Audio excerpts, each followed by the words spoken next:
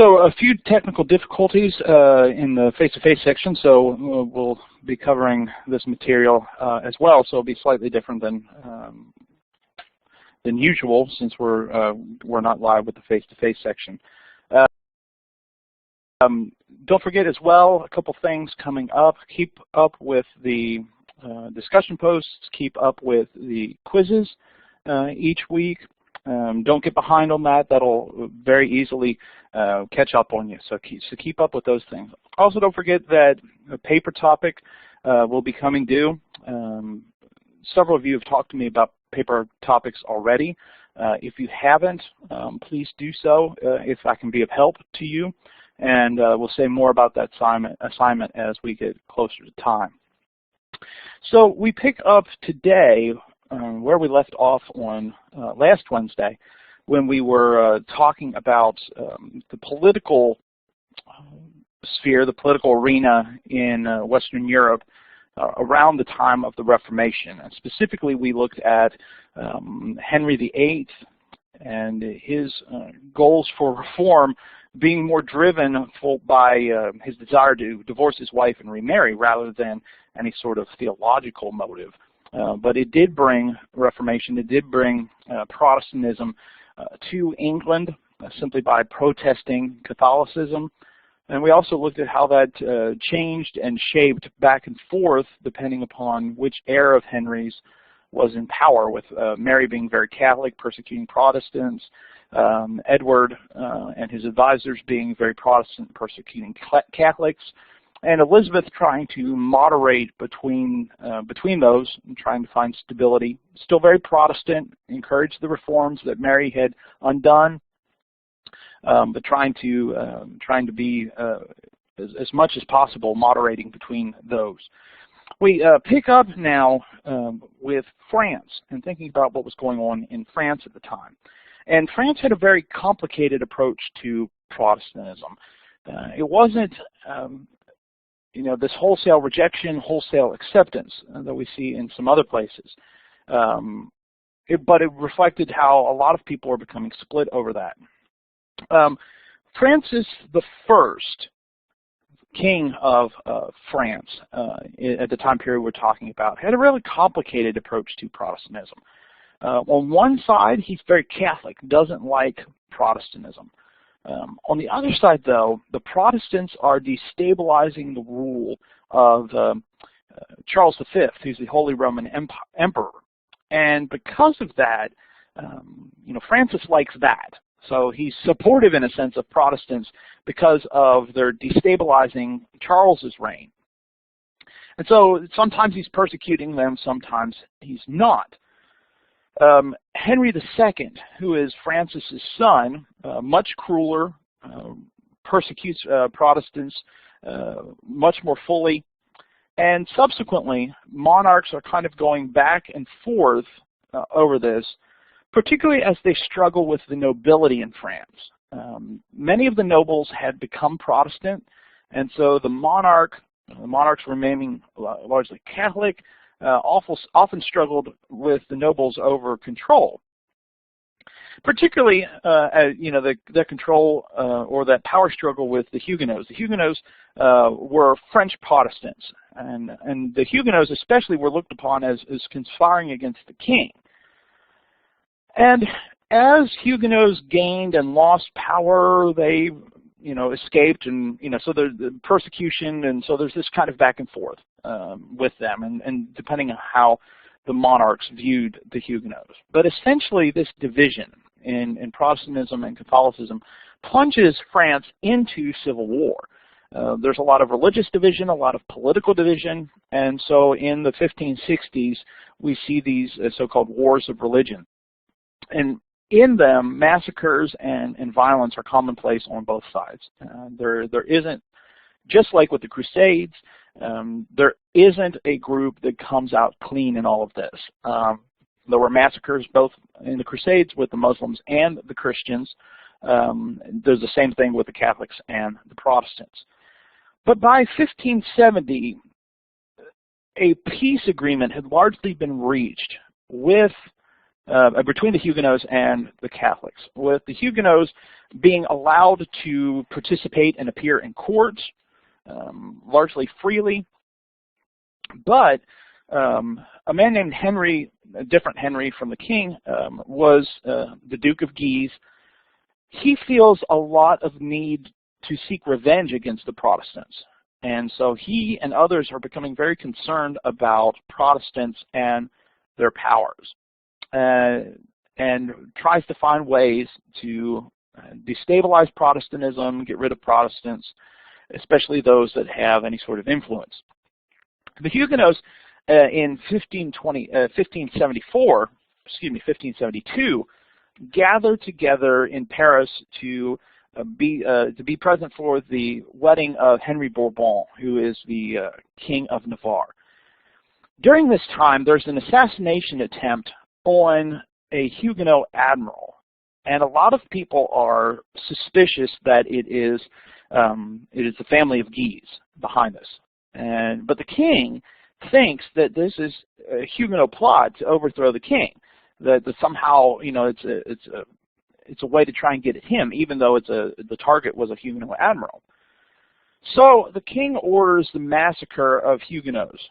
Protestants in Paris and throughout France were killed. 2 years later, the king, Charles IX, dies, and his brother Henry III takes the throne. And Henry III, as king, decides he wants to make peace with the Protestants. But Henry of Guise decides to take matters into his own hands and declares war against the Protestants. And eventually Henry III will join with them.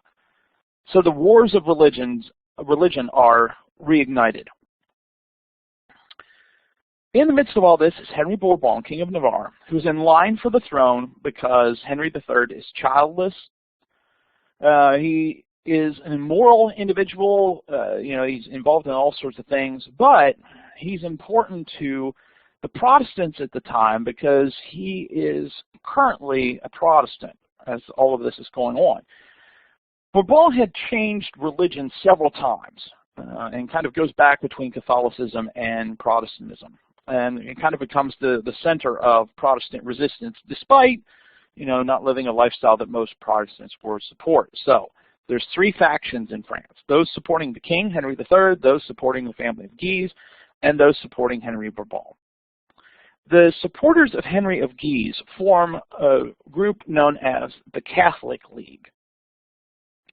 And these are supporters of Henry Bourbon that are very active in trying to stop Protestantism and help the family of Guise be successful in this armed conflict. And particularly important are a group of people known as observant Franciscans. The observant Franciscans were an order of preachers who took the teachings of St. Francis and his guidelines for community development very seriously. And they become involved in all of this as well. They think of themselves as the voice of truth in the midst of chaos, so to speak. And a lot of this is connected to this missionary zeal the Franciscans had of sharing messages about Jesus with people that hadn't heard, particularly as Europe is expanding, as the Turks are gaining power in what used to be Constantinople, the Byzantine Empire, and with the spread of Protestantism as well. So the Franciscans kind of see themselves as missionaries, kind of the hallmark, the bulwark, against Protestantism. They see it as their duty to be politically active in wars and in conflicts like this to stop Protestantism. This is what God has tasked them to do. And they have a lot of papal support because of that, but also because they are mendicants, meaning they travel around. They don't have a specific home. They can go anywhere the Pope needs them. He can move them to different places to respond to Protestantism. And in the late 1580s, they connect with the Catholic League, becoming more radical, becoming more political. Eventually, the Catholic League takes Paris, and Henry III, remember Henry III is the king, he flees. He invites Henry of Guise and Henry of Guise's brother, who is a cardinal in the Catholic Church, to his chateau, supposedly to negotiate an end to this conflict, and there has them assassinated. And this confirms to a lot of Catholics in France that Henry III has been trying to subvert Catholicism. He started off his rule largely open to Protestants, favorable to Protestantism, and now by killing the family of Guise, killing members of the family of Guise, it proves that he's on the side of the Protestants. The Faculty of Theology at the University of Paris excommunicates Henry III, kicks him out of the church, and Henry III flees to Henry Bourbon for protection, but he is assassinated as well. Henry Bourbon becomes Henry IV, becomes king, and he faces, again, this Catholic opposition. And so he decides to convert one more time, becomes a Catholic again. He issues the Edict of Nantes in 1598, which gives Huguenots freedom of worship in all places where they had churches except Paris. So anywhere but Paris, if there was a church already, the Huguenots could experience some religious freedom. Henry IV is eventually assassinated in 1610 by a Catholic who was convinced he was still Protestant. So even though he's kind of gone back and forth, this Catholic individual thinks he's still Protestant and convinces himself to kill him. While these kind of things are going on in Western Europe, I don't want us to forget some things going on in Eastern Europe, particularly related to Orthodox Christianity. We had talked before about the city Constantinople falling to the Turks in 1453. So the name of the city is officially changed to Istanbul in 1928, but the name Istanbul is used prior to that. After the fall in the 1500s, there is some discussion in the West about launching a crusade to recapture those lands that the Turks have taken over. But there's not much solidified, there's not much unification on this matter. There's some people, even some in the West, that think that the Turks were better governors than the Byzantines had been, or that even the Pope could be. And so they look at it as like a lot of the common people probably have it better off now that they're under the Turks than they had been before. A second reason there's not much unity over launching a crusade has to do with a lot of the countries now, Spain, Portugal, even France, interested in expanding their empires by colonizing new lands, particularly the Americas. And so the finances that would be used for a crusade are being used to colonize. And so Spain especially is focusing a lot of its financial power on getting over to the Americas. And so Spain would have been very important for a launched crusade, and Spain is just not interested in that. They're focusing on spreading their empire. Under Islam, under the Turks, the church was allowed some rights. They faced taxation. They had to pay a tax to continue to worship. They could also face conscription into the Turkish army, and so even though they were Christians, they could end up serving for Muslims. They were allowed to keep their patriarch, the leader of the church, the Patriarch of Constantinople, a very important position. But it too kind of becomes a position that faces a lot of corruption as it becomes this political tool, as people try to, it becomes very similar to some of the bishops' offices in the West, and it gets bought and sold. The patriarchs also become political leaders as well. The Patriarch of Constantinople was essentially recognized as the leader of all Christians in Turkish-controlled lands. Yet, so they have some rights, but there was a lot of restrictions. Missionary activity was heavily restricted. Any individuals that wanted to convert back to Orthodox Christianity faced a lot of punishment, perhaps even death. The Sultan, the leader of the Turks, often had a lot of control, even in the church. Appointed, got rid of patriarchs as they saw fit. In other cases, though, the center of Orthodox Christianity moves from Constantinople to Russia. So a lot of people start looking to Russia rather than Constantinople. Although Constantinople still is very important, there's this kind of moving east. And Moscow, the city of Moscow in Russia, becomes known as the Third Rome. So Rome in Italy, Constantinople the Second Rome, Moscow the Third Rome. And the rulers there become emperors, or the czars, and the bishop of Moscow becomes a patriarch. And so kind of recognizing this next level of leadership. And this means that Moscow is the only patriarchy not under Muslim control. Patriarchs were regional leaders. And so you had the Patriarch of Constantinople, who was over a region, Jerusalem, Alexandria, Antioch. Right? These were people in control of regions, but they are regions now controlled by Muslims, but Moscow is not. And so there's some hope that Orthodox Christians might get some help against the Muslims from Russia.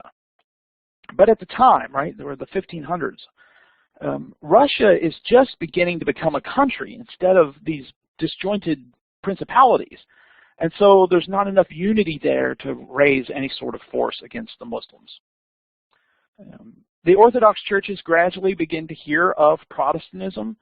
Some Protestants decide to translate their works into Greek and send them east. Some Lutherans feel there's a lot of theological similarity. Many Lutherans had changed practices, got rid of some Catholic practices, but they felt there was a lot of theology that was very similar between the groups. The Orthodox response to a lot of Protestantism is essentially, that's great, why don't you convert and become Orthodox? The Orthodox feel that they're holding on to the tradition of the apostles, so why abandon that for Protestantism, this schismatic, divisive approach? And furthermore, they also emphasize there were a lot of things theologically that Orthodox and Protestants still disagreed about. And so there isn't, of course, that opposition like you see from Catholicism, because there isn't the power, there isn't the presence. But there still is that separation. We understand what you're trying to say. There's some things we don't like about the Catholics either, but become Orthodox, don't become Protestant.